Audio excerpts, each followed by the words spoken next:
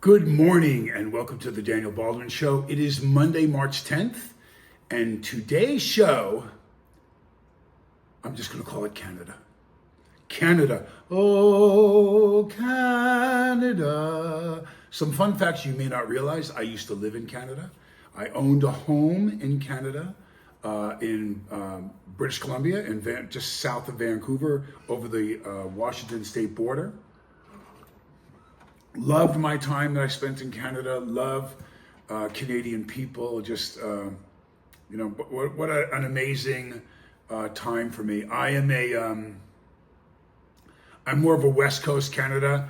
I love Toronto. When they incorporated Mississauga and much more of the surrounding areas into the city, they became so big in Toronto that it's a little bit of a different experience. They always wanted to, I think, be the New York of Canada. And they have become the New York of Canada. So it's a little different. It's not the same Canadian flavor experience. You know, if you've ever been up to Newfoundland or out to PEI and of course my love is in the West Coast.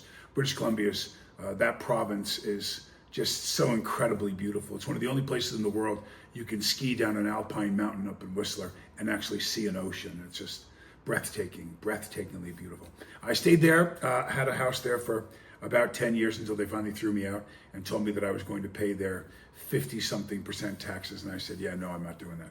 So I left, but I'm gonna circle the wagons a little bit as I usually do. I jump around a bit, so stay with me. Washington AP. Now that the House Republicans have passed an ambitious budget blueprint for President Donald Trump's agenda, it's time for the hard work of turning ideas for the $4.5 trillion in tax cuts and $2 trillion of slash spending into a bill that lawmakers warn could bring intense changes to the Americans back home. So the president has done a lot of things, as you know, already in a very short amount of time. Probably the most actions of any president ever in the history of the United States. And as far as whether you agree with him or not, he's taken a lot of action. And so part of this is, how do we take all of these actions that we've done and these other ideas that we have, and also DOGE and how they're going to slash a lot of spending, and turn this into a budgetary package, which will be quite challenging, because I think they have to project quite a bit on where they're going to save money and where also, while you listen to a lot of people go, oh, that program provides ramps for people in wheelchairs, and that program provides, just because you go in the hospital and you're on monitors and you're on different stuff and you have to stop doing certain things, you have to stop eating certain things, you have to stop drinking certain things, you have to stop, you might have to stay immobile doesn't mean you're never going to walk again. Doesn't mean that we're not going to look at the money that was supposed to go to those types of programs or whistles and bells for people that are blind, or whatever the benefit is, food for this one third world country or all third world country, whatever the program was. If there was $200 million going to that program and only 5 million, 10 million, 20 million was actually going to feed those kids, you'd want to know where the other $180 million was. So that's what we're doing now. You got to stop it first, reevaluate it, weed out all the imperfection and all the waste, and then start it again. So it's not that, Social Security is never going to be paid to our seniors. And we'd like to know where all these Social Security checks have been going. And do we need to prosecute any of these people that were cashing the Social Security checks of their dead grandparents for the last 50 years? Probably. I'm not sure. So if you're one of those people that was doing something that you absolutely knew was illegal, you might pay the bill. Or better yet, should we put a lien on your assets to have you pay back that money that you were stealing the entire time? This is that intense stuff that I'm getting from friends of mine who are, more on the left. They're saying things that are kind of outlandish. Look what he's doing. He's crushing this. No, you got to clean it up first. I keep giving the infection analogy. It's painful. It's painful, and there's sacrifices and changes and medications and surgery and all kinds of stuff you have to do before you sew it up and then let it heal. So we're not even at the sew it up stage yet, and people are bitching all over the place about, what to do. So I find it very interesting that today's Canada episode, a country that, you know, as I said before, I have so many friends up there, so many close ties in the film business, and, you know, people that I've continued to follow quietly and see what they're up to. You know, I think of my good friend Frank D'Angelo, who, you know, has done so many films up in Hamilton and in Toronto, and his beautiful family and his career with his many businesses and his singing and his acting and directing. And you know, we haven't made a film with Frank in a long time, you know, and I think part of this is the economy and stuff that's going on between the U.S. and Canada. And Canada is like one of our closest ally. Like we are, what I believe is very, very friendly with each other and very intertwined economically. So I opened with reading that, but I wanted to talk about this, obviously, this tariff situation.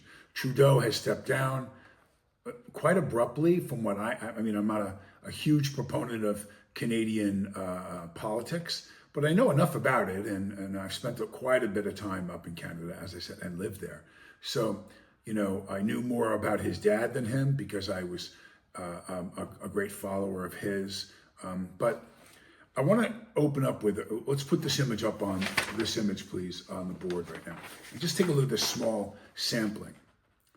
Current Canadian tariffs, right now, before any of the stuff going on with Trump, before any of the tariff wars, before any of this nonsense.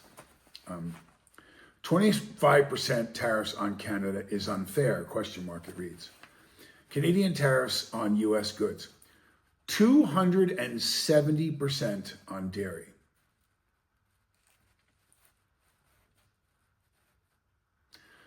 $270 on dairy, 69.9% on sausage, 57.8% on barley seed, 49% on durum wheat, 26.5% on bovine meat, and 18% on table linen. Just a little array of things that are already, that's the percentage we pay just to have the right to bring it over the border and sell it to the Canadian government.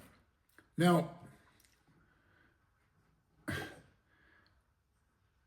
I'm not an expert in this. I'm not. I'm just an average guy who grew up with a school teacher who's my father, with 6 kids. So I want you to imagine a civil servant on a civil servant's salary. And I do actually, you may not know this about the Baldwin family because, you know, I have 3 brothers that are very famous, and we all have been very, very blessed to have made movies, and we're very different politically, very different politically. But I grew up knowing, you know, as the heat was running out in the winter, or the heat actually went off, you know, and we had to burn logs in the fireplace. Not for long periods of time. We weren't, you know, below the poverty line, or am I trying to say to you, oh, I forgot to turn this on. I've been forgetting to turn this on a lot lately. That means we're probably going to go long. I'm not trying to tell you, oh, the Baldwins had it so tough, blah, blah, blah. But I do know what it was like to struggle some, especially compared to my neighbors and families around us in the town of Massapequa that had more money than we did. You know, they had nicer cars, their houses were nicer, their clothes were nicer. I do know what it's like to have the electricity turned off at my house, or the telephone. I do, I remember that when I was a kid. It went back on in a couple of days. But to not have the power on or a light in your house and have to walk around the house with a candle or a flashlight. I remember that. I do. So I don't take a lot for granted anymore. Growing up that way, having a small surplus of money and living comfortably is a great blessing, but I have not forgotten what that's like. And I also remember a term, a saying that my mother said, which was to not bite the hand that feeds you. You know, you don't want to bite the hand that feeds you, because then, of course, that hand won't want to feed you anymore. And although I don't want to downgrade the importance, the power, the ranking, the significance of Canada, I've always kind of looked at them geopolitically as kind of our little brother. My little brothers are Billy and Stephen. And I think Billy will tell you, although Billy was, a very successful wrestler and athlete in his own right, and a pretty tough kid, But when Billy was coming up, there were a few times when people messed with Billy. I remember, maybe I'll let him tell the story one day. But he was working at summer school, and he was guarding the bicycles, and there was a kid that messed with him. My father just gave me the look and went, "Tomorrow you go there and you make sure you take care of this." And I said, "Okay, Dad." And that meant one thing: I was going to go knock somebody out, or something bad was going to happen. This was back in the '70s, where you didn't have to worry if someone did something wrong. You could just blast them because he touched my brother or he did something inappropriate. There was no calling lawyers and suing and whose rights are. If you touched somebody inappropriately, if you did something wrong, you got laid out. And that was the game back then. So, and I played that game well, protecting my brother. I was his big protecting brother. And I was really my brother Stephen, who, Stephen had a big mouth. I can remember what it was like to be in a bar. This happened multiple times, probably, 5 or 6 at least times, or maybe more, where someone came up behind me with like a leather jacket on and with 2 of his friends and grabbed my shoulder and turned me around. I said, "Yeah, can I help you? You Baldwin? You Stephen Baldwin's brother? I heard you were going to kick my ass." So Stephen would sit there while he was, flirting with this guy's girlfriend or whatever. And he would warn them that my brother will kick your ass if you come anywhere near me. And then, unbeknownst to me, I got 3 leather guys walking up on me, ready to blast me, right there in the bar because Steve-O warned him. But I protected Stephen. I protected him. As I believe we protect Canada. I believe that we hold them close to our hearts. We cross that border, millions of people every day. So it's sad to me to see this riff with our Canadian brothers, with my little brother. Canada is this beautiful land, but there's some interesting facts about, and they are even geographic rather, when it comes to our relationship with Canada. I believe some 75% of Canadians live within a 100-mile boundary border of the United States. That's 100 miles. At 200 miles, it becomes 90-something percent. 96, some astronomical number. So I thought, wow, well, what would the reason be? Is it just because the weather is better in southern Canada? By the time you get there, it really doesn't matter. It's pretty cold. There's a lot of snow. There's a lot of wind. When you start getting into those prairie provinces, like Winnipeg, Saskatchewan, it's just cold there. Edmonton, you go up to Edmonton, which is, above Calgary. I did a movie up there one time. It was -0 with the wind chill, -20, some nonsense. Like every day, every night for sure. So it's really, really cold. I don't think it's so much because of that. I think that the people live within that 200-mile or 100-mile boundary because of how much interaction they have with the United States. When you look at the economic impact that the United States has on Canada, let me read you some stuff. Based on current data, Canada's economy is significantly more dependent on the United States than the U.S. economy is on Canada. Canada relies on the U.S. for a much larger share of its trade, with a substantial portion of its exports going directly to the U.S. market, making Canada more vulnerable to economic fluctuations in the U.S. compared to the U.S. dependence on Canada. Well, now, I kind of knew that already, because when you look at major market stuff, like the production of automobiles. Now, don't get me wrong, there are automobile parts, which I've been told, people have written me about things I've already said on the show. There are automobile parts that are produced in Canada. There's even some assembly done in Canada. But the car companies are from the US. I remember there was a really cool car they used to make up there called a Bricklin. I love that car. You can still find them online and once in a while. It was a Canadian-made car, but there aren't any Canadian-made cars, really. They're not corporations of Canada. So the number of cars that are sent up to Canada, the number of auto parts that are sent across the border to service those cars in Canada is a huge, huge trade between the U.S. and Canada.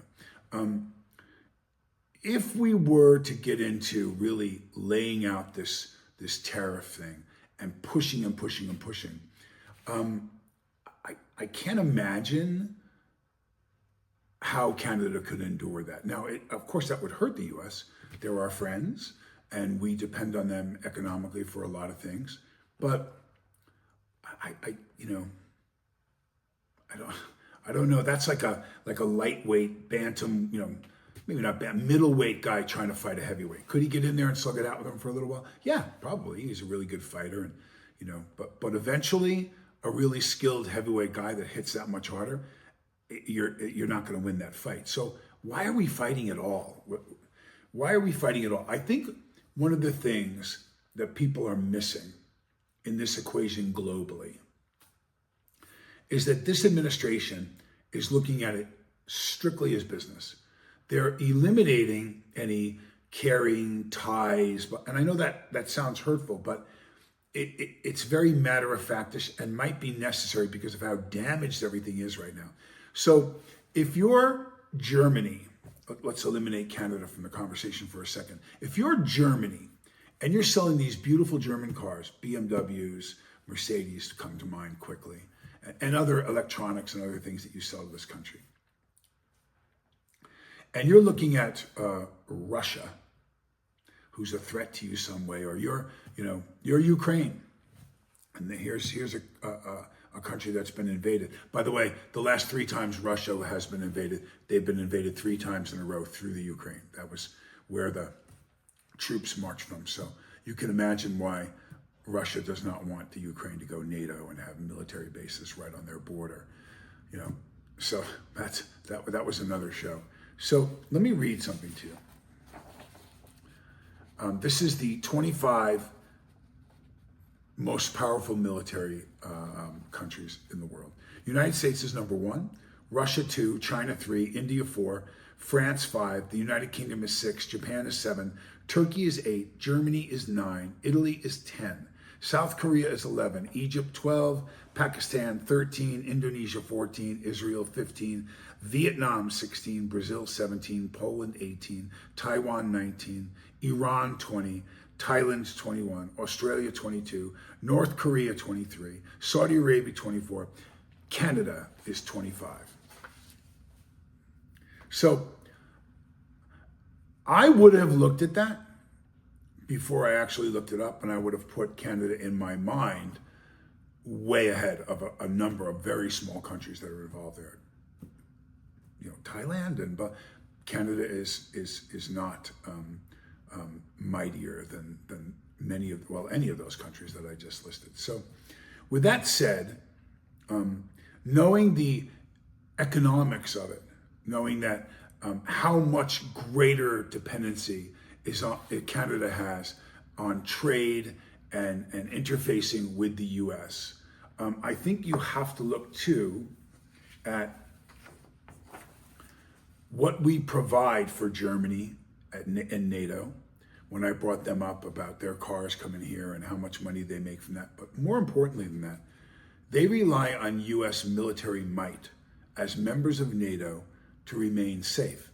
This is the same as my brother Stephen, when the guy's going to turn around, and the reason why I told the story so I could come back to this. As rudimentary and Neanderthalic as this sounds, Stephen knew that he could walk around because people knew who I was. People, I wasn't the toughest guy in town. There was other guys that, you didn't want to mess around with. But I was respected by those guys enough to know that if they got into a fight with me, they're probably going to get hit. Would I have won? Now there was guys that, I'm glad I never had to find that out about. So, but don't miss the point. Stephen avoided getting his ass kicked a number of times with his mouth because he was my brother. He was Billy's brother. He was a Baldwin. So people knew that, for sure, Billy and Alec was a lot older, so he was long gone by then. But they knew that he had to keep your hands off. You couldn't touch him. It was like being in the mob almost, like, hey, that's so-and-so's son. Yeah, don't, just let it go.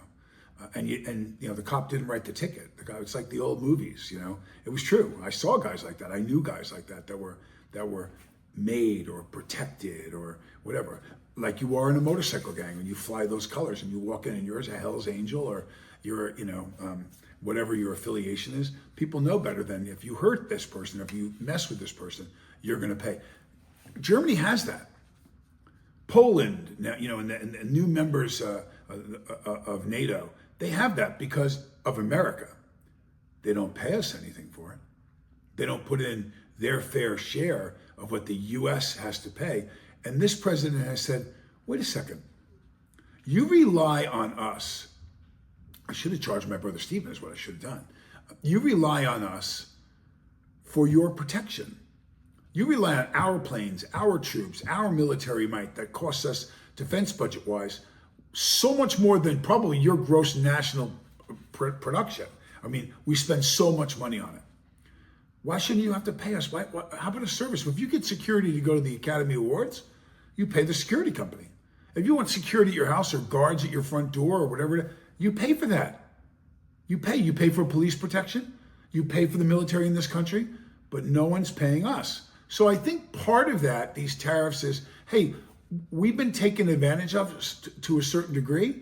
As much as we love you and we want to continue, you need to pay. You need to pay part of this. We have terrible, terrible debt in this country, and we keep laying out all this money to help everybody else, but nobody wants to pay us for it. No one wants to help us for it. So I think this is part of what the president ran and said he was going to do, and now he's doing it.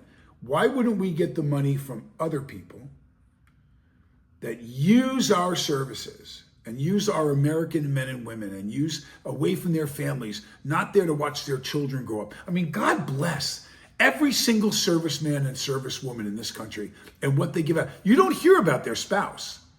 And let's take the stereotypical young man who goes away, 2 children, and they call him to go. What about his wife? What about what she did? What about not having her husband there? What about the sacrifices that she made? And God forbid something happens to him while he's away, or vice versa, or the father that stayed home while his wife went and served. There's a cost to all this. It's not just financial. And all these people are getting away with using our country because of how, and it helps us in some ways to protect them. It does. We don't want that to fall into enemy hands. We don't want, but the mere threat to China, to Russia, to some of the more hostile nations of the world against us, of having us there, keeps them free, and they pay nothing.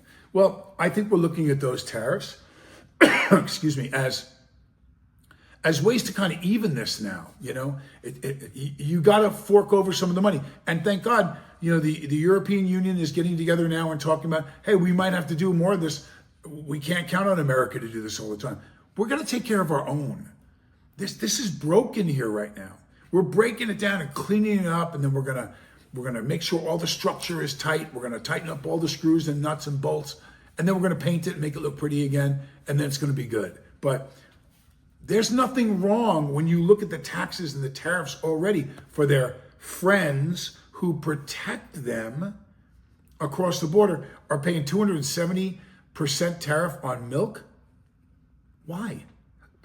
Why are our dairy guys up in Wisconsin, up in Minnesota, and some of those northern states where the dairy farms are so big, New York State, Pennsylvania, why are they paying that kind of money to send a gallon of milk over to our friends in Canada? It was alarming to me to see. So Trudeau steps down, he's gone. And I found this mesmerizing today. I had to go online and check these facts over and over and over. Listen to this carefully. There's 40 million people in Canada, 40 million. Quite small population-wise in comparison to the US. 40 million. The new premier won the election. Now there's 5 groups. Republicans and Democrats in the U.S. dominate the election. It's one of the two. So, you see 80, 70 million for Trump and 65 million, whatever the numbers are. Millions and millions of people. Okay. There's 5 groups that run that are pretty close to each other. Either of the five could probably win the election. So the new president, if you will, of Canada won the election with 131,000 votes. So I listened to that, it jumped out at me, and that 131,000 votes that he won with was 85% of the vote through the country, which, again, I'm going to run it off the top of my head, 131,000. So there was another 15, 16, 20,000, 20-something thousand votes that were cast in the entire country. 40 million. Let's just say that 10 million of that 40 million wasn't eligible to vote. 10 million. So there's only 30 million eligible voters of age and so on.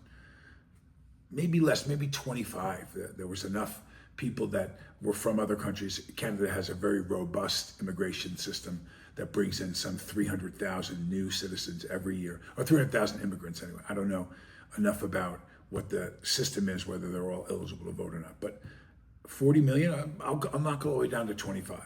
25 were eligible to vote. You won the election with 131,000 votes? Where the hell is everybody that's eligible to vote in Canada? How does that happen? How is that possible that only 131,000 won him the Canadian presidency, the equivalent to the United States presidency? The Prime Minister, not Premier, the Prime Minister of Canada. I was mind-boggled by that. So I started looking up stuff. No, that's accurate. 40 million, 131,000. So is it that apathetic? Is it that it was a quick election because Trudeau stepped down? I mean, I'm looking at all the different factors, but surely I would have thought, he won, he had 4 million votes, 5 million votes. The other three guys had 2, 1, whatever. No, 131,000 votes. And I had to go back over it. Listen, I'm going to play this this clip that they announce the votes and they announce the winner and so on and so on. But at any rate,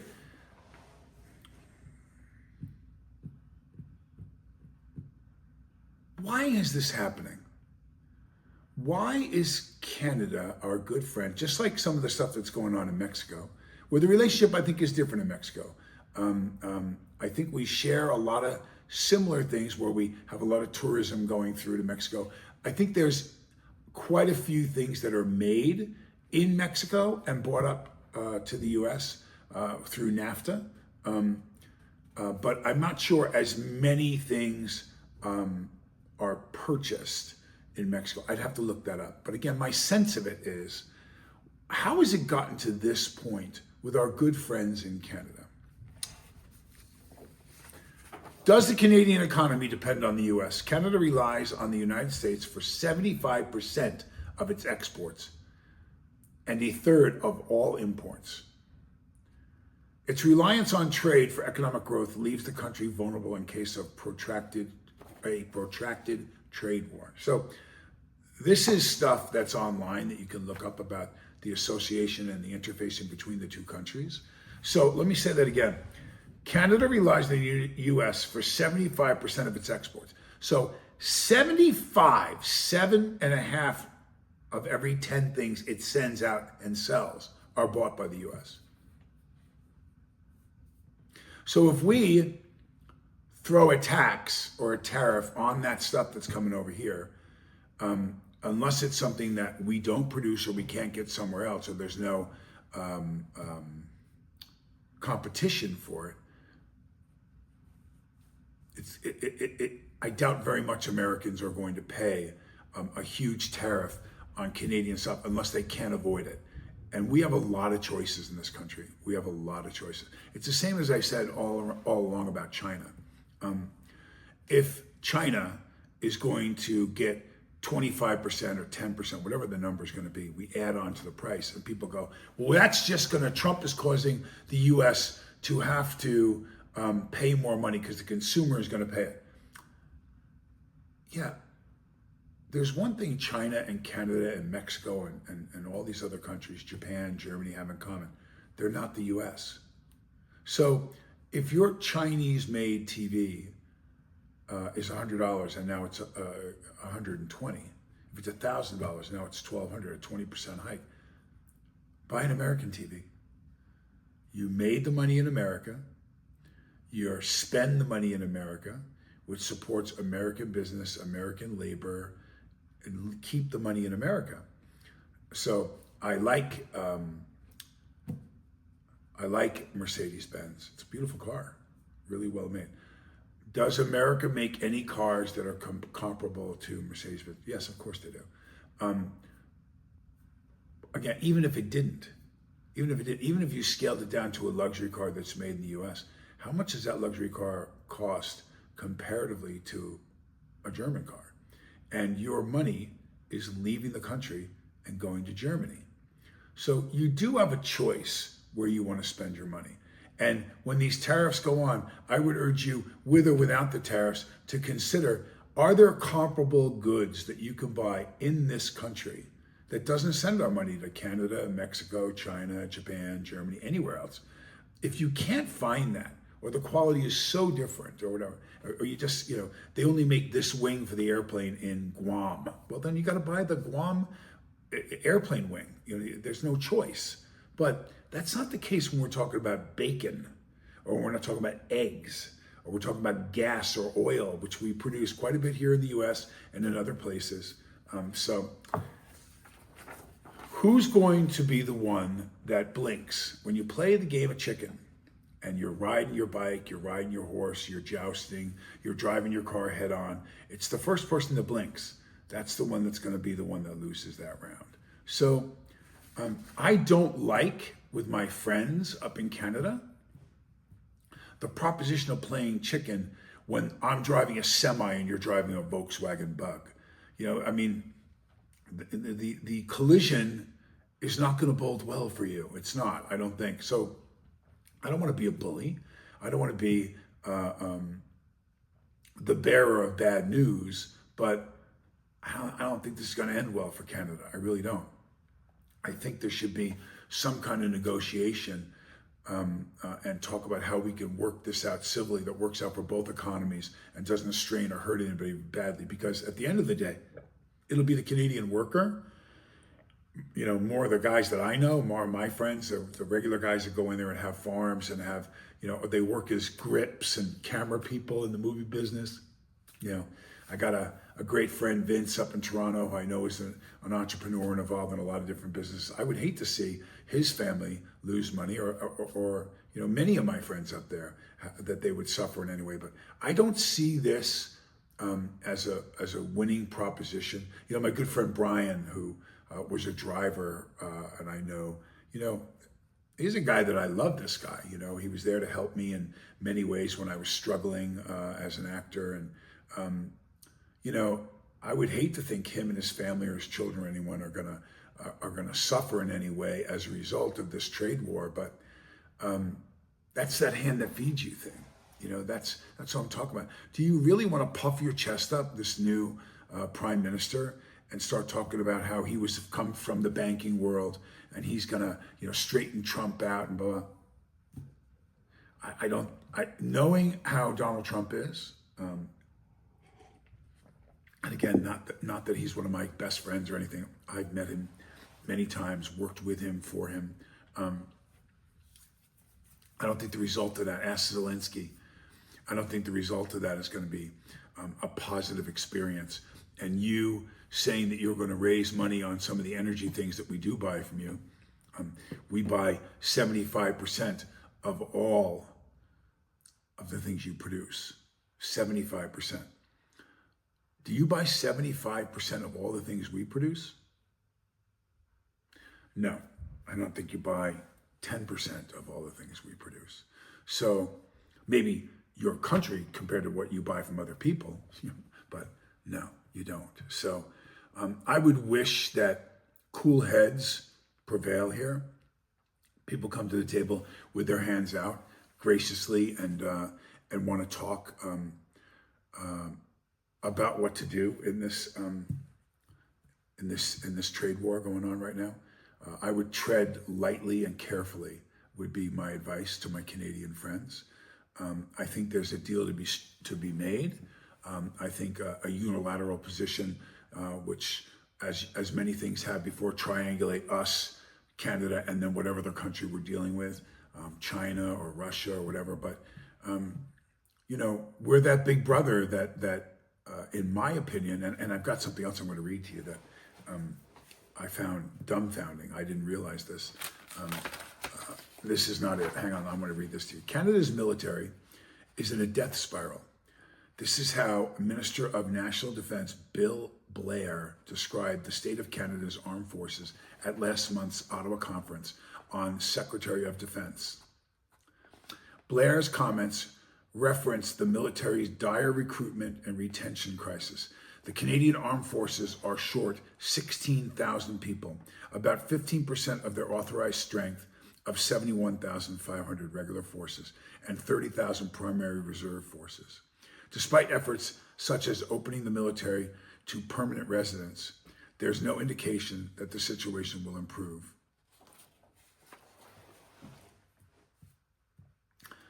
So Canada can't find people that want to join their military. I'm not sure of the reasons why. I'm not sure, but their recruiting efforts to get people to come up and be defenders of that nation, they're struggling. Only 71,500 are they approved to have in the military that the government pays. They're 16,000 short of that. That's a significant amount. And remember something too. The country of Canada, after the division of the Soviet Union into 21 independent countries, Canada became landmass-wise the biggest country in the world. It is the landmass-wise biggest country, the most coast of any country in the world, more than the U.S. They're bigger than we are, and a population that is not very big compared to how much land they have. In fact, as we know, within a 200-mile barrier, 96 or something percent of them live within 200 miles. So what happens from the thousands of miles as you go north and the coast that's unprotected? You can imagine that they're very vulnerable and susceptible to problems from hostile neighbors. So again, another reason why I would think that Canada knows it has the Stephen Baldwin policy built in. They can turn around and say, yeah, that's probably not a good idea. And before they even get a couple words out of their mouth, the U.S. would be standing next to them, you're not doing that.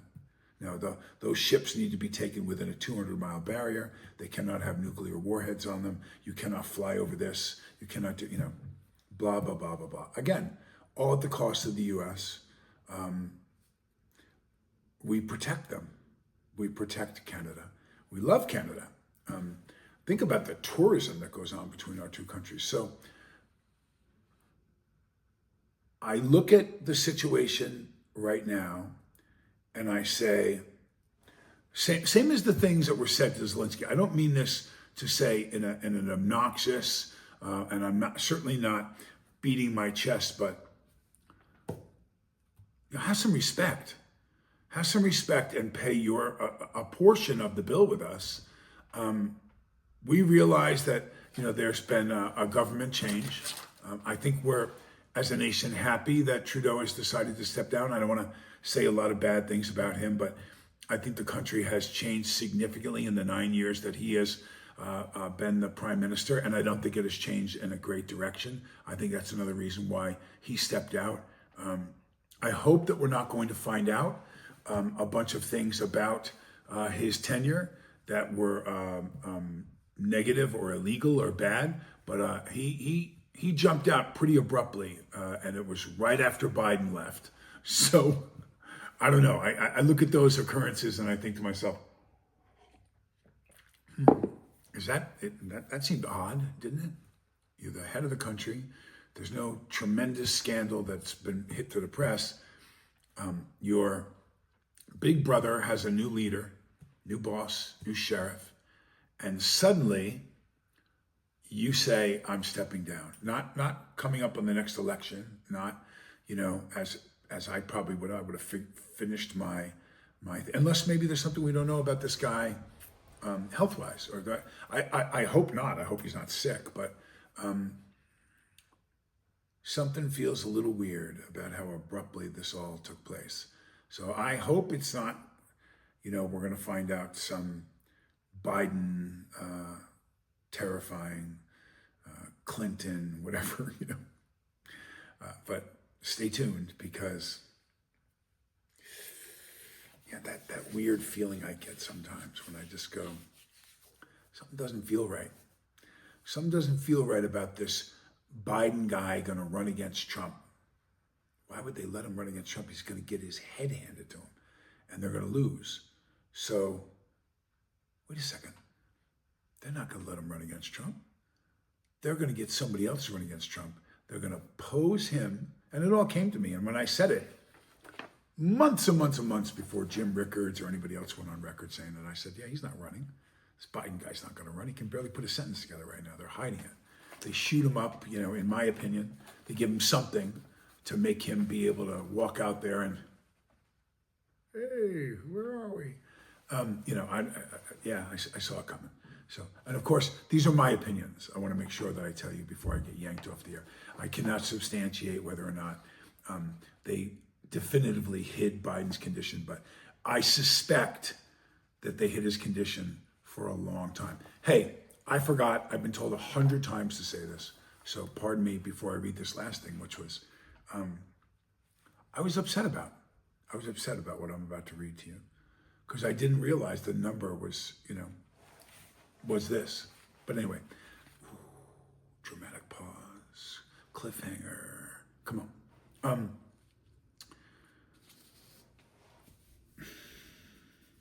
Please subscribe. Please hit the like button. Please do all that stuff. Spread the word out. We did amazing numbers last week. Our show last week kind of blew up. It's 2 weeks in a row. People don't like, particularly in this country on the left, Democrats don't like a lot of things that I say because it doesn't gel with their beliefs. I don't have any ill will of somebody that has a different opinion than me, of somebody who voted. But I have watched, and I draw the line at, when someone says something mean to somebody, or they say, they make terrible comments to me about my brother, or Alec, or they make, terrible comments about all four of us, or they say things about my other members of my family, or they make comments about, your movies suck, you're this, and it gets much worse than that, I can promise you. Through the years, 20 years ago almost now, that I had addiction problems, that I drank and I wasn't sober, blah, blah, blah, blah, blah, blah, blah, blah, and I listened to all of it, and I think to myself, I don't have to listen to that. I don't have to listen. If you have something you want to say that differs, if you want to write in, which I encourage you to do, please write in questions, challenge the numbers, challenge, and I might be wrong. I remember my sources are the internet that I'm reading these things from. Do you know different numbers in Canada? Do you know different this, or you want to challenge me on the reasons why, the tariffs and blah, blah, whatever you want to do, it's okay. It's a conversation. But certainly people that are conservative, Republicans, and sit to the right are more likely to write complimentary things about what I write. Where I struggle with all this, and where I think the country is struggling, is that, and again, I'm not exempting Trump people, I'm not exempting, any group of people from this. It appears to me that members of the left, members of the Democratic Party, are much more inclined to write ugly things. I find, I don't see examples when I watch the conversation go back and forth on my social media. Doug, who's a Republican, says, what are you talking about? That's not what happened. Here, blah, blah, blah, blah. And then Frank turns around and goes, F you idiot, blah, blah, blah, blah, blah, something about his family, something about his religion, something about his intellectual capacity, something. And I think, why was any of that necessary? The issue was tariffs. Or why was any of that necessary? The issue was honesty, or, and then you'll see you write one thing, it comes out in the press that Biden auto penned the signatures on many of the bills and many of the orders and many of the things that came out of the Oval Office and the White House are done with an auto pen.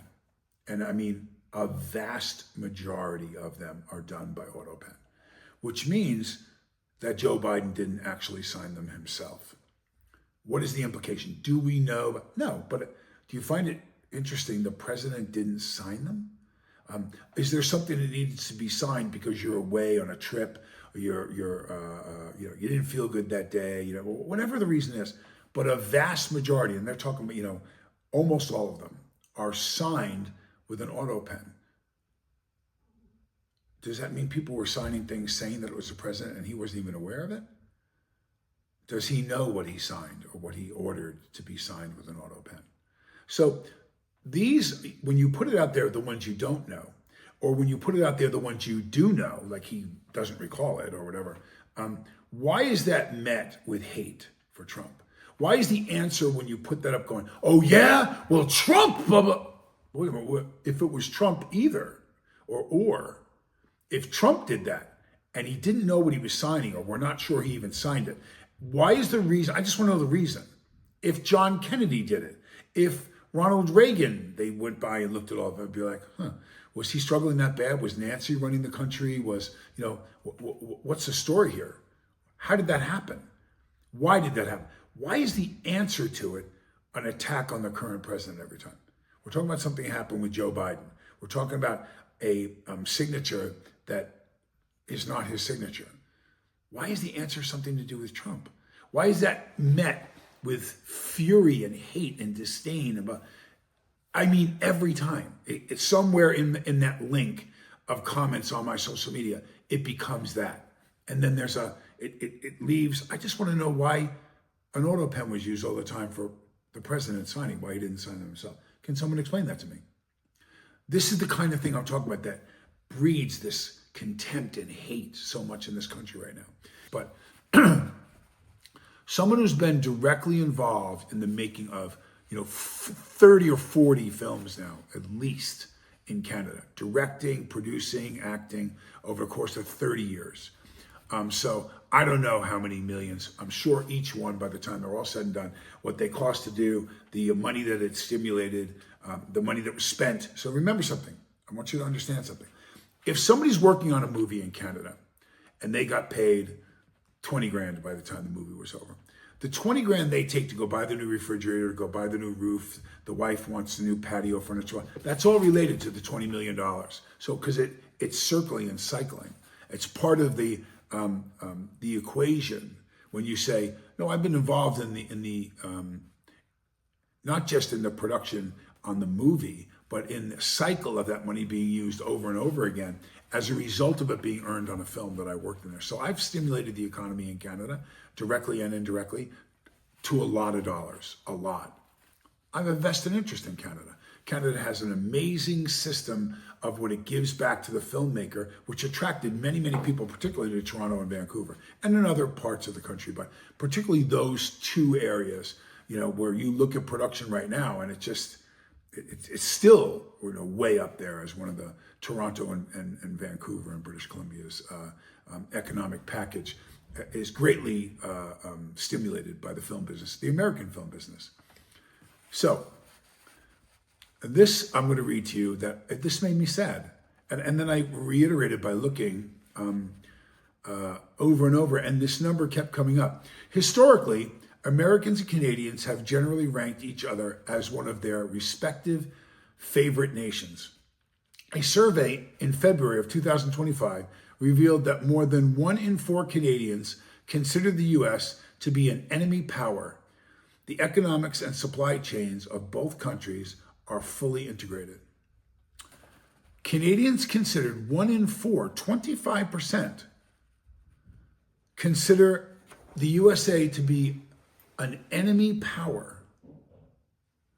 Well, I could see where you would consider the US to be a power, but an enemy power, 1 in 4 Canadians thinks that? Wow. I gotta tell you, I was blown away. That's back to that, how I was raised, the hand that feeds you kind of thing.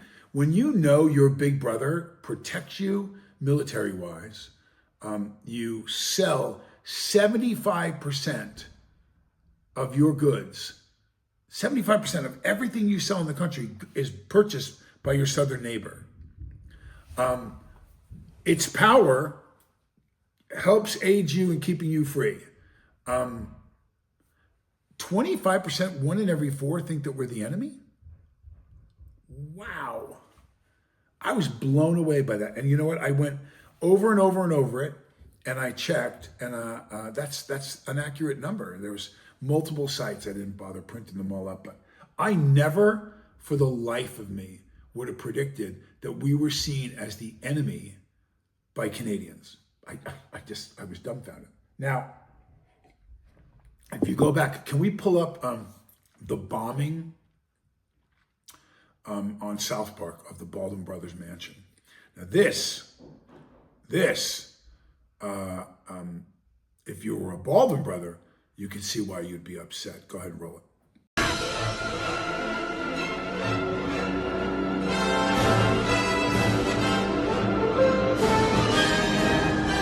Pilot, bomb down. We're nearing the target. Bomb's ready, buddy. Baldwin residence. No, this is Billy Baldwin. If you want Daniel Baldwin, call his extension. Stupid! Hey, Alec, do you know what sucks about being a Baldwin? No, what? Nothing! Yeah!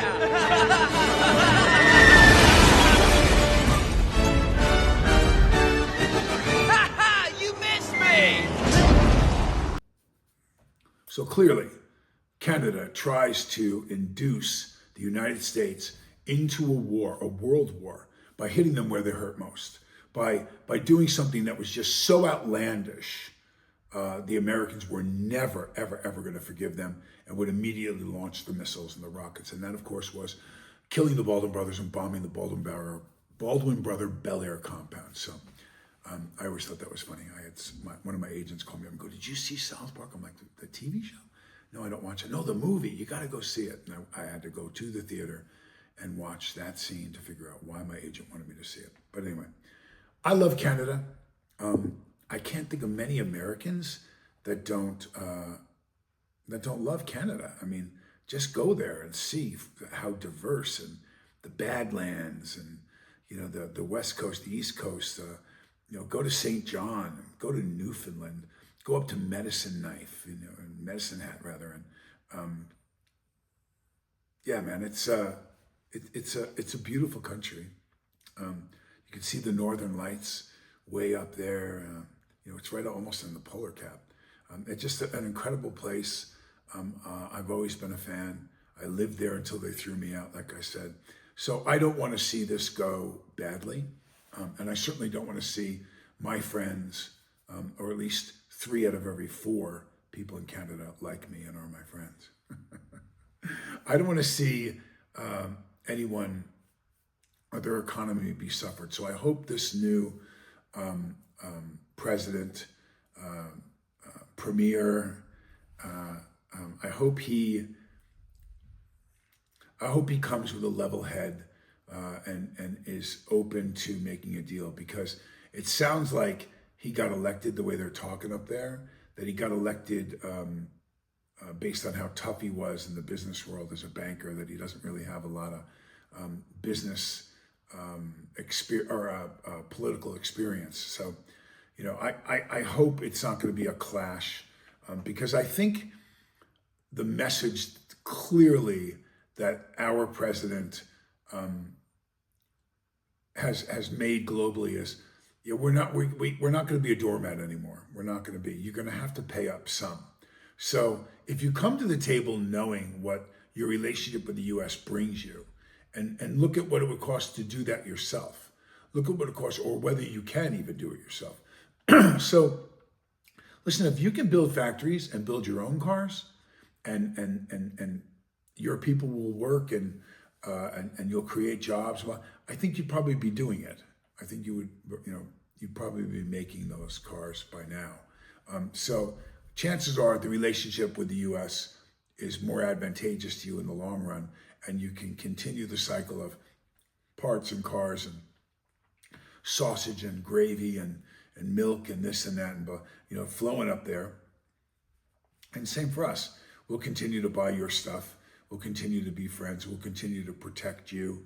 And we continue to be good neighbors. I really do. I have to tell you, I hope that's the situation I do, because I think in the long run, the people that are going to suffer the most are our Canadian friends. And nobody wants that. Nobody wants that. So hopefully sounder minds will prevail on this whole problem. But I wanted to touch base with everybody about how much attention this is getting, and that while you keep getting fed this rhetoric from the left, mostly I've detected, about what we're doing to Canada and why Trump this one. No, man, there's a right way and a wrong way to do this. And if our boys and girls and our people are suffering, and we don't have enough money to take care of our own, and we don't. Under the administrations that prevailed in the last 20 years, only one time was that Trump, one time. So knowing that, the Republicans haven't really been running the White House, I'd say most of that doing was Democratic policies and Democratic Party. So there's a new guy. He got elected telling you what he was going to do. Hey, I'm going to charge tariffs. Back in the day, back in the early 1900s and for all of time before that, tariffs prevailed the day. That's how we paid for everything. We were very, very wealthy. And suddenly they came up with this idea of taxes. You tell me something. I want you to tell me something. If I told you, and this is for the young guy out there too, who's trying to get by, who's looking at what's going on, you're new to the game with elections and policies and so on and so forth, and it's a trying time for you to try to follow what's going on. You're 20, you're 24, just out of college a couple of years. If I told you you don't have to pay any income tax anymore. Now, I know what I pay in income tax. And if I had that money every year and didn't have to give it to the government, wow, that would really change. I mean, that would pay both my kids' college each year for the next, I've got one that's a junior in high school, so she'll be a senior next year. She's going, and she's going to go to a good school. It's going to be expensive. My wife and I sit there and we start looking at how we budget that and what we do, and does it make sense to borrow money versus put up some cash? We go through all of it. My wife's super smart, way smarter than me when it comes to all that kind of stuff. And so she tells me what grants, what this, and this is probably what's going to cost. Now, what if she gets into Stanford? What happens if the bill is 80 grand? That's a lot of money. To have all of my income tax, if we could figure out how Doge and the president plan on slashing wasted money, illegally taken money, programs that are just silly. Some of the programs that are really important will get knocked out initially. We'll go back and figure those out. You think we don't want to continue to help people? You think we don't want to continue to be, it's the same as the immigration thing. You're sending these people home, these poor people. No. We're telling you that the sign says 55 miles an hour because the streets and people come on that highway when they merge, and there's all kinds of calculations that tell you accident-wise and algorithms and all this other stuff. Let's not get into all that technical stuff. There's a reason why it's 35 miles an hour. Because the flow of traffic, how many people, how many lights, how many stop signs, buses, kids, bicycles, all of it are calculated to determining how quickly you can react to stop to a situation that might happen that might endanger someone, endanger you, endanger the car. All of these things come out. There's a way it's done. You may not agree with it. You're doing 65 and a 35, and you're going to get pulled over, and you're going to get a ticket, and you're going to pay the ticket, and you might get a point on your license, and your insurance might go. There's all the reactions, all that stuff that you do when you don't just drive 35.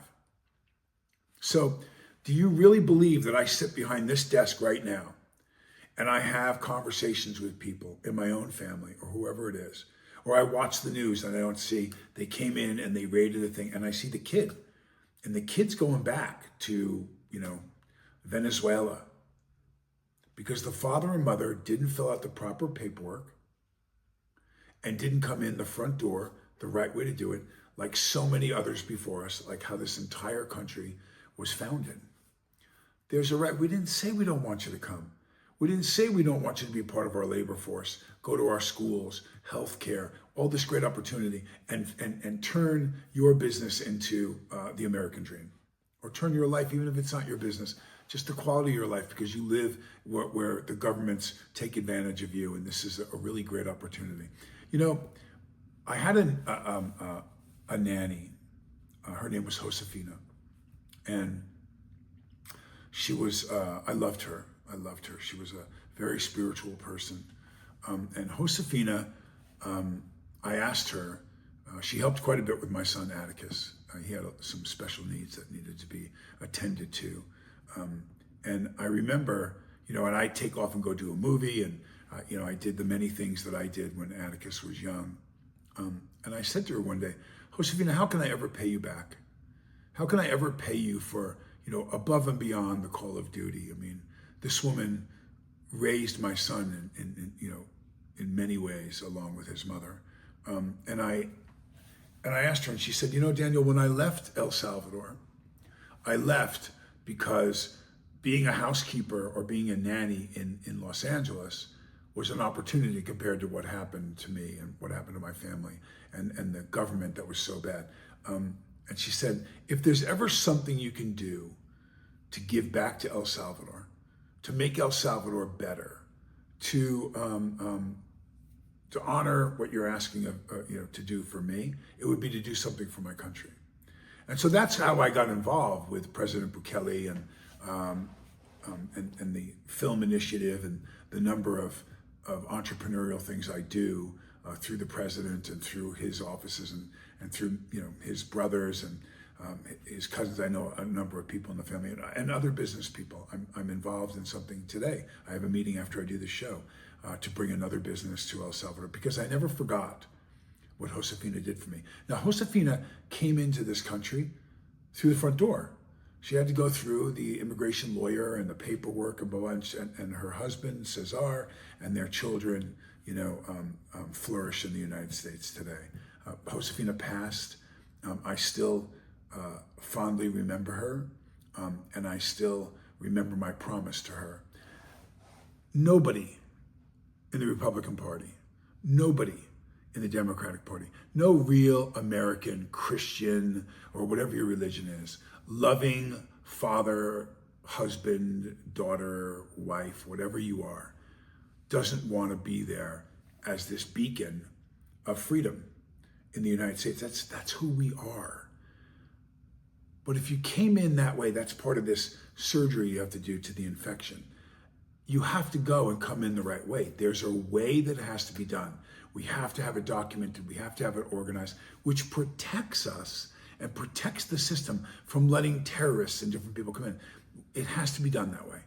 And that's the way it's going to be done. And this president told you.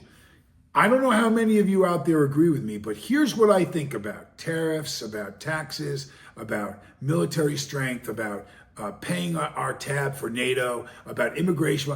And we looked at all of it, and more than half of us, a majority, voted for him to do that. Now we're uncovering people that are stealing our money, misappropriating our funds, wasting our, astronomical amounts of money. And we're mad at that. Who is this unelected official, Musk? And he must be stopped. Why? Why would you want, if someone was siphoning off electricity from my house, if someone was stealing money from my bank account, if someone was charging me more on the meter with the gas pump and jacked it up 3 cents that were undetected in every gallon they were making, you wouldn't want to know that? You want to know that your money is being stolen. Of course you want to know that.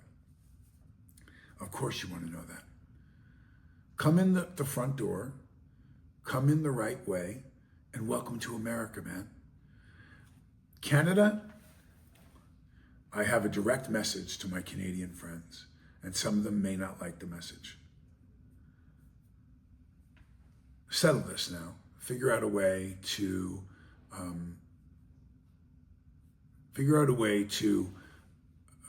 civilly come up with a deal that you can live with, that honors the many, many things that make you this gracious country that we love named Canada, and also honors your relationship with your big brother down south who protects you, provides for you, and does many things for you. So I'm not sitting here saying you should say thank you. I'm saying you should be smart. I believe that Canada is at a crossroads right now, that we haven't seen the end of it in the US.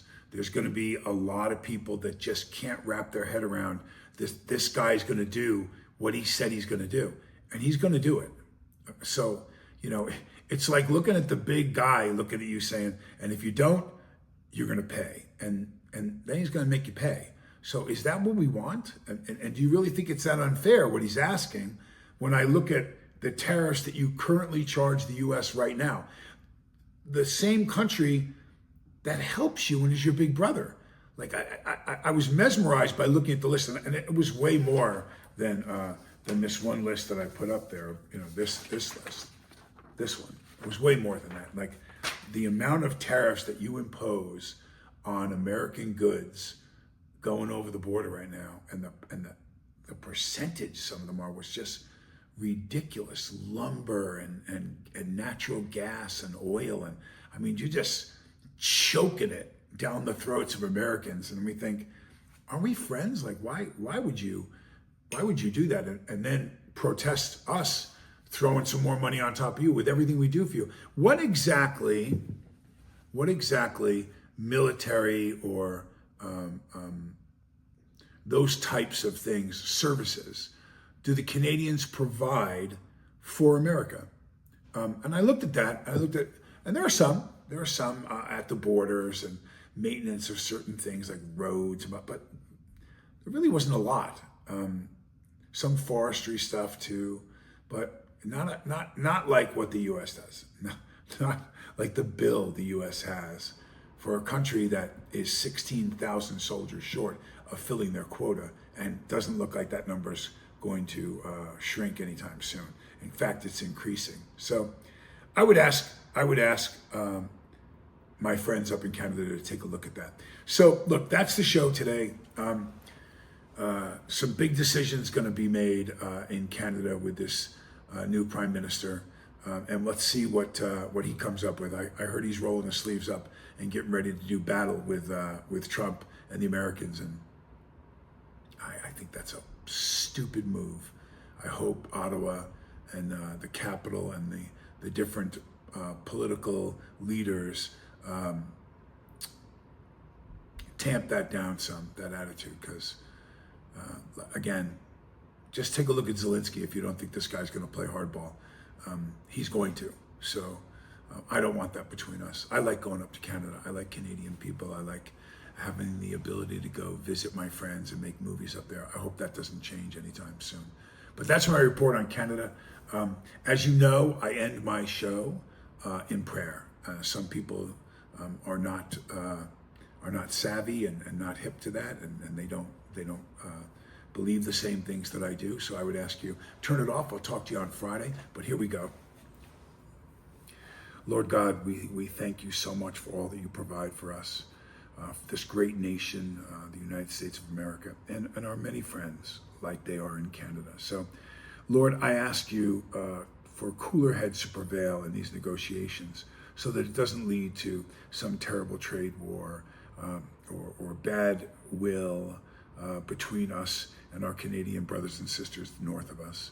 So God, we ask for your healing hand, and we ask for a deal to be made between our nations that allow us to coexist and still remain friends and flourish under your light and your protection, Lord. In your name we pray, amen. There it is, baby.